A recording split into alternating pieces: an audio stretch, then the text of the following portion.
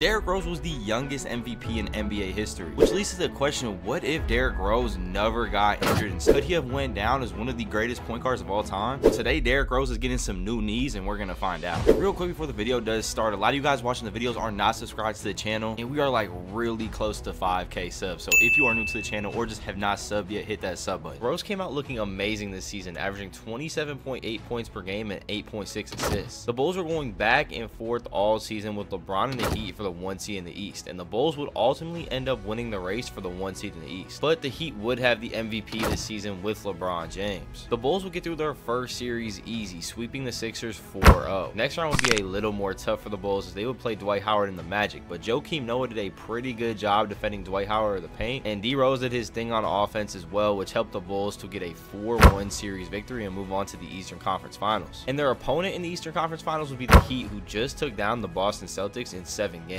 And the Bulls would have home court advantage, which would help them out a lot because they were going to need a lot of help to take down this super team. The Bulls ended up dropping the first game at home to the Heat, which was due to an insane performance by LeBron James. Game 2, the Bulls would play better as Rose would go for 37 points to secure the win for the Bulls, tying up the series headed into Miami. But going to Miami would be a different story. The Heat would play a really good 2 games at home, which would lead to them taking a 3-1 series lead, which would ultimately be the dagger to the Bulls, as the Bulls would only win 1 more game the entire series and the Heat would take the series 4-2. And then the Heat would go on to beat the Thunder in the finals, winning LeBron James a ring. Drose had a really good season next year, almost averaging 30 points per game, falling 2 assists per game short of a double-double, which wouldn't be good enough for the MVP though, as the award would be going out to Kevin Durant this season, who had an amazing season scoring the ball. The Bulls would lose the race to the Heat this season for the 1 seed as well, and that wouldn't help them as the Heat would get the home court advantage in the Eastern Conference Finals, and the Bulls would quickly find themselves down 2-0 in the series headed back to Chicago. And the Bulls would win Game 3 in Chicago thanks to a big performance by Drose, but unfortunately that'd be the last game the Bulls would win all series, as the Heat were looking unstoppable as they would go on to win another ring this season. The Bulls would desperately need another scorer to step up, as Drose was the only one that could really get a bucket whenever he wanted. And that's exactly what Jimmy Butler went and did, as he would improve a lot over the course of this season, averaging 19.6 points per game. And Rose would actually go on and win another MVP award, putting up 31.3 points per game and 7.6 assists. And the Bulls would get the 1 seed in the East, while the Heat would actually fall to the 3 seed, with the Raptors taking the 2 seed. But the Bulls would match up against a super tough 8 seed with the New York Knicks. Carmelo Anthony would be getting buckets all series, but it wasn't enough to overcome the Bulls, as the Bulls would take home the series 4-2. And we would eventually get to the Eastern Conference Finals of no other than the Heat versus the Bulls once again. But this series started off different, with the Bulls taking the first 2 games in Chicago. Going back to Miami, D Wade would have a very good game, getting the Heat back into the series, making it 2-1. But the Bulls were on a mission, and the scoring help from Jimmy Butler was huge for the Bulls, and they were able to win the next 2 games, finally beating LeBron and advancing to their first finals. The finals would be the Thunder versus the Bulls, and it was going to be a really tough series for the Bulls to limit KD, as he's been going crazy all playoffs. NBA fans were excited because this series was going to feature a ton of explosive plays with point guards Russell Westbrook and Derrick Rose. And this series would not disappoint. It would feature many close and exciting games with the talent of all these superstars in the series on full display. Alright, we are in Chicago right now. It is Game 7. The Bulls got a 4-point lead. This series has been back and forth all series, so we are in Game 7 right now,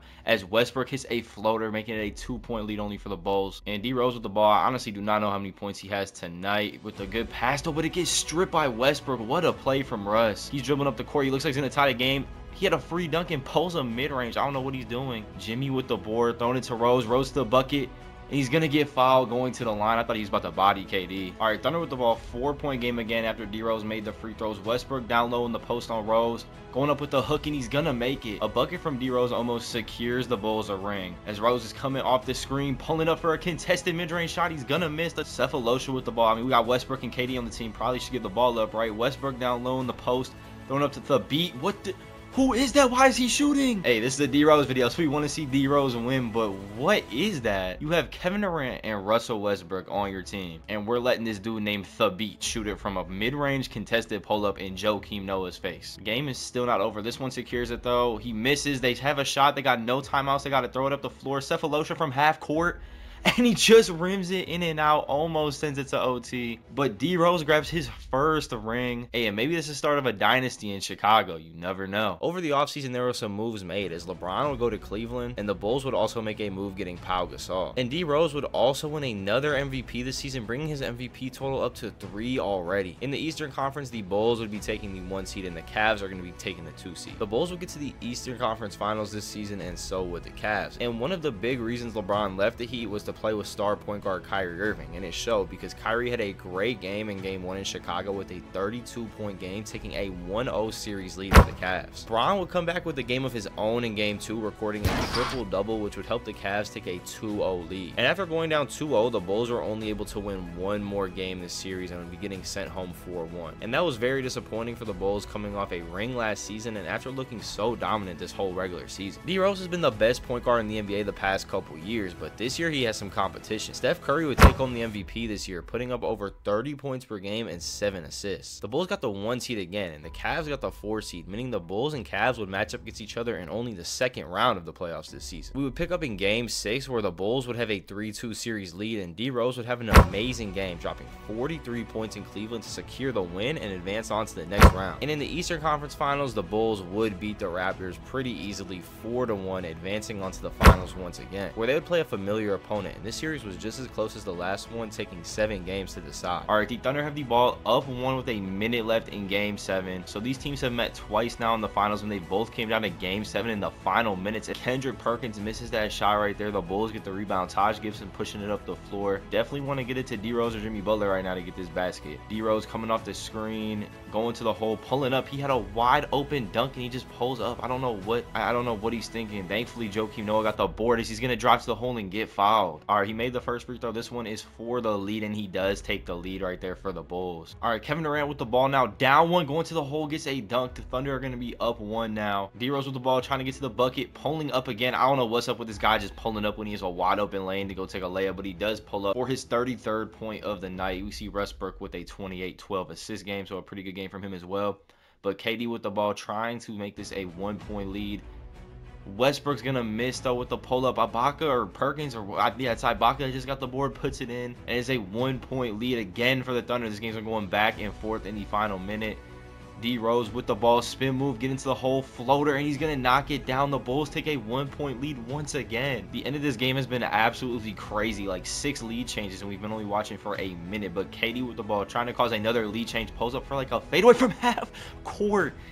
KD just hit a ridiculous shot. The dude was just fading away from like 3 steps behind the 3-point line. Wow, it was looking good for Rose and the Bulls to get their second ring, as KD looked like he was getting boxed up there, but he somehow hits that, and it's not looking as good now for D Rose and the Bulls. Rose coming off this screen, going to the hole to Taj Gibson. Taj Gibson pulling up. He's gonna hit it. 0.2 seconds left. We're gonna get some overtime. And the game managed to stay close in overtime. We got a 118-118 game. Bulls with the ball. 27 seconds left. Rose going up. He's gonna miss. Not the best shot there, might have got fouled, I don't know, but yeah, that's what they're gonna do. It's gonna dribble out KD with a shot to take the lead and win the game, or go to double overtime in Taj Gibson's face. He's gonna knock it down, but there is still 1.3 seconds left. Who's gonna take the last shot, Rose or Jimmy Butler? It looks like it's gonna be Rose from like half court, and he's gonna miss it. And yeah, it's not really gonna get any easier for the finals and the Bulls if they do match up, because Kevin Durant's about to go to Golden State. The Warriors with the Kevin Durant pickup were looking scary for the rest of the league, as they would be dominating the West, and the MVP would go out west as well, going to James Harden, who had an absolutely great season. But the Bulls will still be a threat to the league, getting the 1 seed in the East. But sadly for the Bulls, they wouldn't even be able to get the opportunity to take down KD and the Warriors, as they would fall short to LeBron and the Cavs in the Eastern Conference Finals. And LeBron and the Cavs went on to lose to the Warriors in only 5 games in the finals. Jimmy Butler would leave in real life this season, but since the Bulls have had a lot of success over these past couple seasons, I didn't think that'd make much sense. So Levine would stay in Minnesota and Jimmy would stay in Chicago. I mean, we try not to change NBA history too much, but separating Jimmy and D Rose just doesn't feel right. I feel like they can still win a lot more championships. The MVP this season would go to Russell Westbrook, who averaged as close to a triple-double as you could. And as you could guess, we would get another Cavs-Bulls matchup in the playoffs, and this time the Bulls were looking like they were going to come out on top, being up 3-1 in the series through 4 games. Jimmy Butler started playing at an elite level this season, which really helped Rose and the Bulls. And Jimmy would be the reason they would get past the Cavs, as he would go for his first 30-point playoff game in Game 5 to advance the Bulls to the finals. But the Bulls wouldn't be able to to give the Warriors that good of a series. KD and the Warriors would take home the finals once again. Yeah, I mean, I just don't think any team is going to be able to beat this Warriors team. They're just too stacked. LeBron would lead to go to the Lakers over the offseason, but that wouldn't mean the East was getting any easier for the Bulls. Kawhi Leonard would join the Raptors over the offseason, and young teams like the 76ers were starting to become a real threat in the East. And this is what the Eastern Conference standings looked like heading into the playoffs. The Bulls would play the Sixers in the second round, as this was going to be a tough series. The Bulls had nobody that could really stop Joel Embiid at all, as he was torching them all series. And it was really all Joel for the Sixers that helped them push a Game 7 in Chicago.